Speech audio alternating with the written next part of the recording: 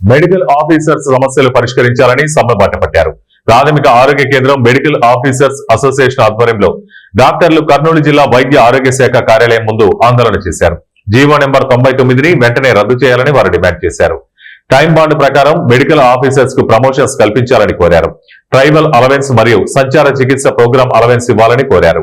సమస్యల పరిష్కారం కోసం రేపటి నుంచి విజయవాడలో ఆమరణ నిరాహార దీక్ష చేస్తున్నట్లు వారు ప్రకటించారు. సర్వీస్ పీజీ కోటా అంటే ప్రతి మన డాక్టర్ ఎవరైనా ఎంబీబీఎస్ డాక్టర్ జాయిన్ అయినప్పుడే గవర్నమెంట్ 3 ఏళ్లకి మీకు సర్వీస్ కోటా ఇస్తామని చెప్పింది.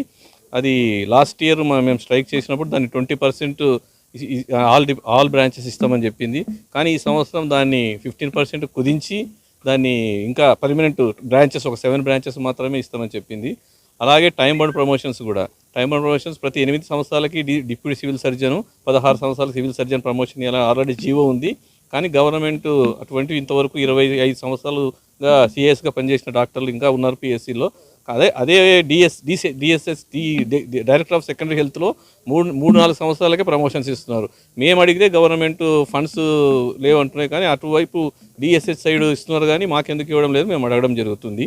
అలాగే ట్రైబల్ అలవెన్స్ కూడా ఇప్పుడు మన్యం జిల్లా కానీ మన నంద్యాల జిల్లా చాలా చోట్ల ట్రైబల్ పిహెచ్సిస్ ఉన్నాయి.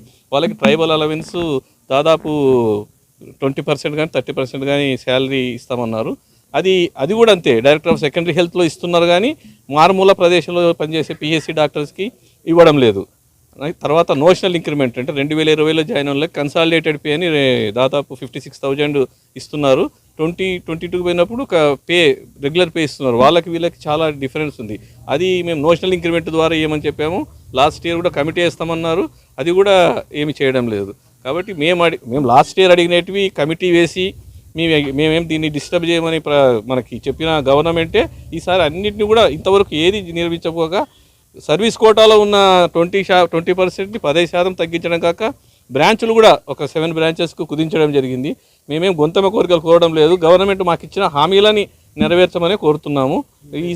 ఆన్ పేపర్ ఇవ్వమని చెప్తున్నాను. లాస్ట్ టైం కూడా మాకు నోటి ద్వారా చెప్పారు. ఈ సంవత్సరం దాన్ని మళ్ళీ చేయమంటున్నారు. కాబట్టి